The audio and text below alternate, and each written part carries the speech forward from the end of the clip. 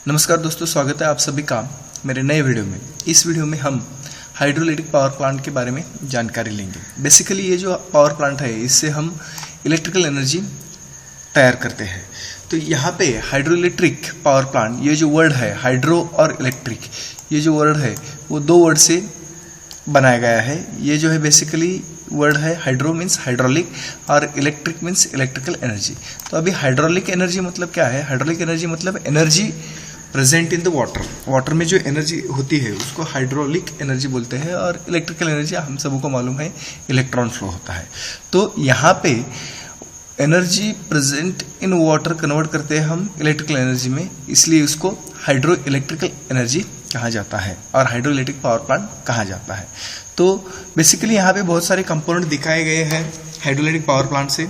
तो hydro electric power plant से हमें हमारा एम और हमारा ऑब्जेक्टिव क्या है कि आउटपुट हमको चाहिए इलेक्ट्रिकल एनर्जी, और इनपुट हम जो दे रहे हैं वाटर एनर्जी दे रहे हैं।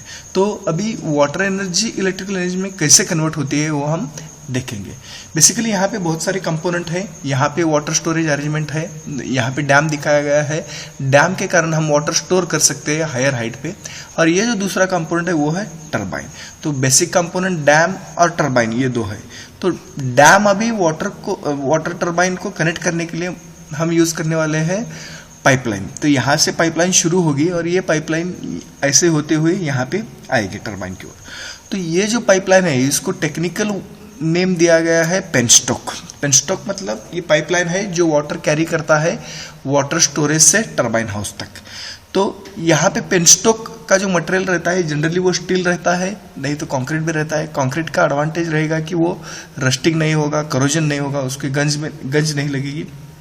ओके, तो अभी लगभग 2 से 3 मीटर इसका डायमीटर रहेगा। तो आप अंदाजा लगा सकते हैं कि ये कितना बड़ा रहेगा। 3 मीटर भी मैंने अगर कंसिडर कर दिया तो लगभग 10 फीट इसका डायमीटर रहेगा, और 10 फीट डायमीटर पाइप से ये वाटर कैरी हो जाएगा डाउन तक।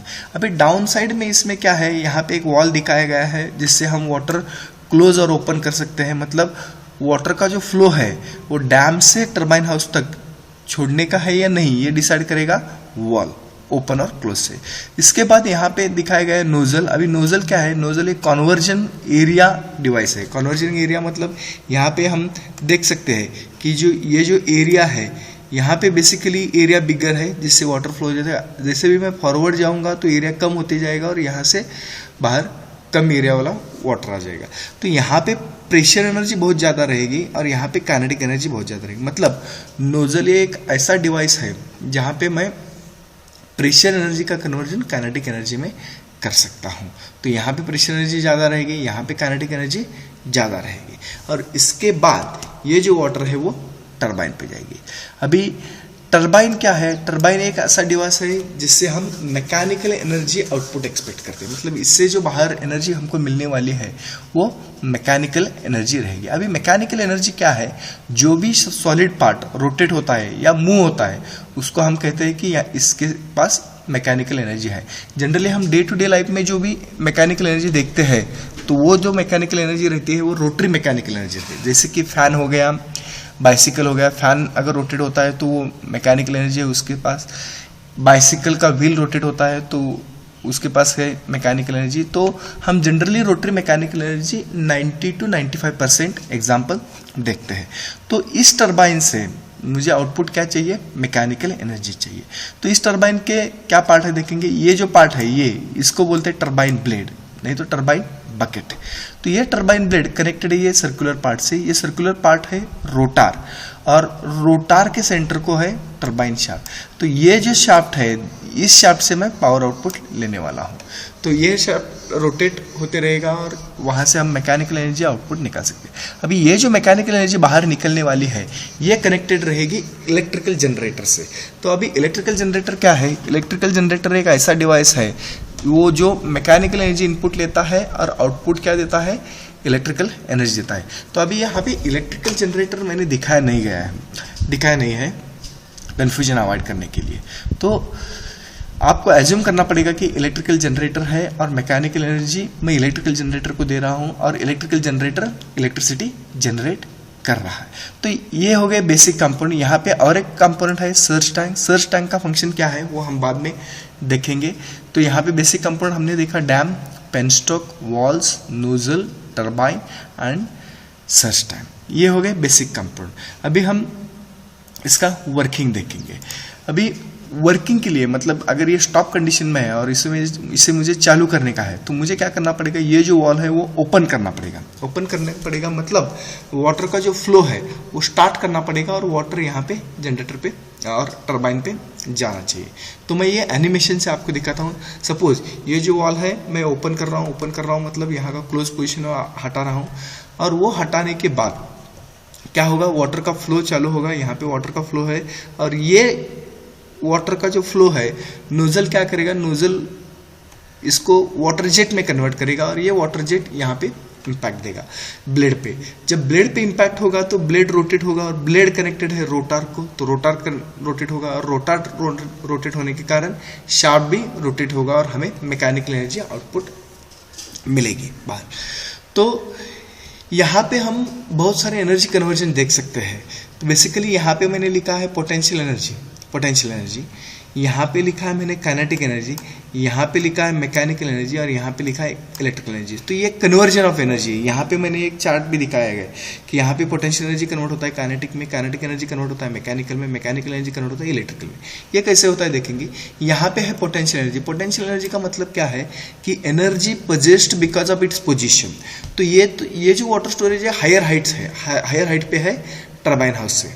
तो आज ये हायर हाइट पे है तो इसके पास बहुत सारी पोटेंशियल एनर्जी रहेगी। ये पोटेंशियल एनर्जी जब भी मैं वॉल ओपन करता हूँ तो वाटर बहने लगेगा और ये वाटर जब नीचे आएगा और नोजल से बाहर आ जाएगा ये पानी, तो नोजल से बाहर आने के बाद इसके पास बहुत सारी काइनेटिक एनर्जी रहेगी। काइनेटिक एनर्जी रहेगी मतलब इसकी वेलोसिटी जो है वो बहुत सारी रहेगी और इसकी वेलोसिटी बहुत सारी होने के कारण मैं यह कह सकता हूँ कि इसके पास काइनेटिक एनर्जी है।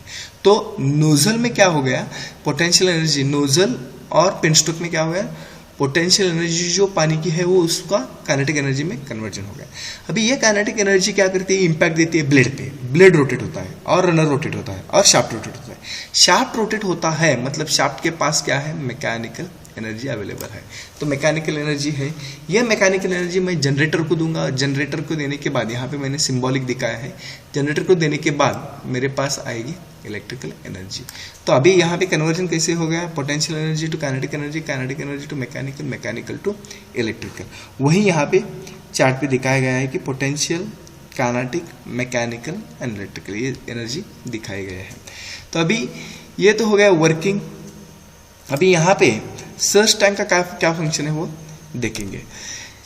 जब भी मुझे टरबाइन स्टॉप करने का है मतलब यहाँ पे वॉल क्लोज करना पड़ेगा। तो वॉल क्लोज करने के बाद अगर मैं यहाँ पे वॉल क्लोज कर दूंगा तो उसके पहले वाटर तो बहते आ रहा था, बहुत सा बड़ा डायमीटर पाइप से बहते आ रहा था और मैंने यहाँ पे सडनली क्लोज कर दिया।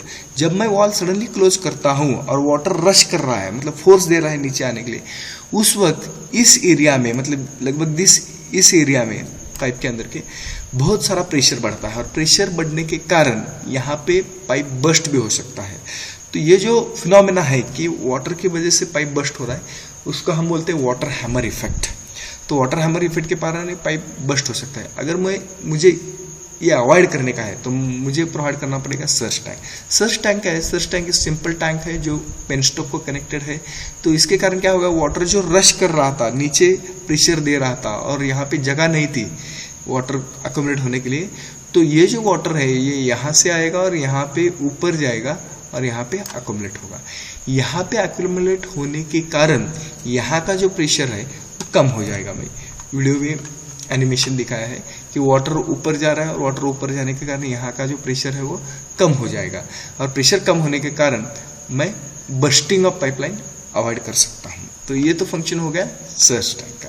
तो ये हमने देखा कि हाइड्रोइलेक्ट्रिक पावर प्लांट वर्क कैसे करता है। अभी इसके कुछ एडवांटेजेस हैं। तो एडवांटेज क्या है कि no fuel is required as a potential energy stored water is used for electric generation. तो यहाँ पे अगर मैं कंपेयर करूँगा हाइड्रोइलेक्ट्रिक पावर प्लांट दूसरे पावर प्लांट से, जैसे डीजल पावर प्लांट हो गया, न्यूक्लियर पावर प्लांट हो गया, थर्मल पावर प्लांट हो गया, वहाँ पे मैं फ्यूल यूज़ करता हूँ, मतलब डीजल पेट्रोल फ्यूल यूज़ करता हूँ।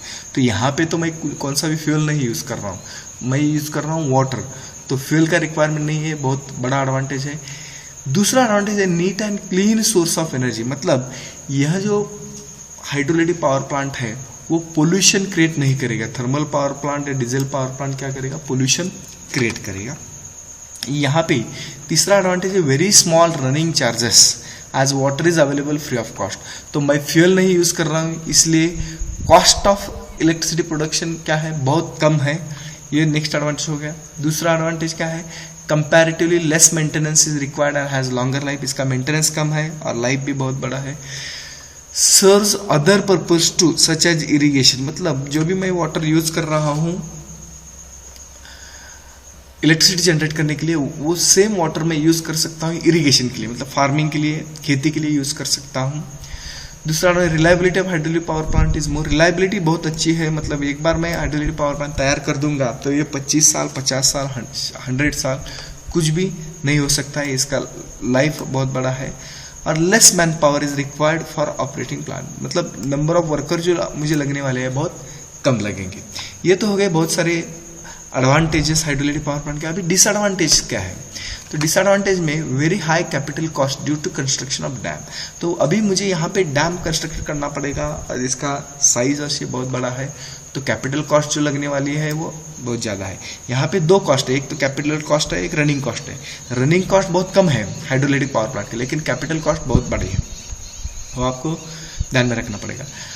High cost of transmission as the hydroelectric are located in hilly area which are quite away from consumer. मतलब अभी मुझे वाटर सोर्स और जब भी हिल स्टेशन, अभी ये जो प्लांट है वो हिली एरिया में लगाया जाता है और मुझे इलेक्ट्रिसिटी चाहिए सिटी में, तो मुझे हिली एरिया से सिटी में कंज्यूमर की ओर लाने के लिए ट्रांसपोर्टेशन कॉस्ट बहुत ज़्यादा लगने वाली है। Total power developed depends on water availability, this means it is dependent on rainfall. अभी यहाँ पे जो हम एनर्जी तैयार कर रहे हैं, तो एनर्जी तैयार करने के लिए मुझे वाटर अवेलेबिलिटी चाहिए और वाटर का जो सोर्स है वो रेन है। अगर रेनफॉल कम ज़्यादा हो गया तो हमारा पावर प्रोडक्शन भी इफेक्ट कर सकता है। और समर में अगर वाटर अवेलेबल नहीं है तो मैं इलेक्ट्रिसिटी जनरेट भी नहीं कर पाऊंगा। दूसरा जो suitable site required for the plant. अभी यहाँ पे जो मैं हाइड्रोइलेक्ट्रिक पावर प्लांट कहीं भी इस्टेब्लिश नहीं कर सकता हूँ। जहाँ पे हिली एरिया है, जहाँ पे वाटर स्टोरेज अवेलेबल है, जहाँ पे हाइट ज़्यादा अवेलेबल है, वहीं पे भी मैं कर सकता हूँ।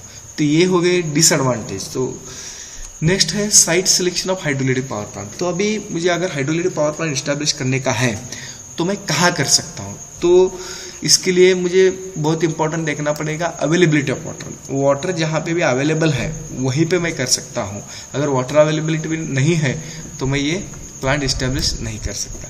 दूसरा जो है जियोलॉजिकल स्ट्रक्चर। मतलब अगर मुझे हाइड्रोइलेक्ट्रिक पावर प्लांट इस्टेब्लिश करने का है, वहाँ पे जो सैंड है, मट्टी है, वो स्ट्रांग होना चाहिए, क्योंकि मुझे वो डैम करना पड़ेगा, वहाँ पे टर्बाइन हाउस करना पड़ेगा।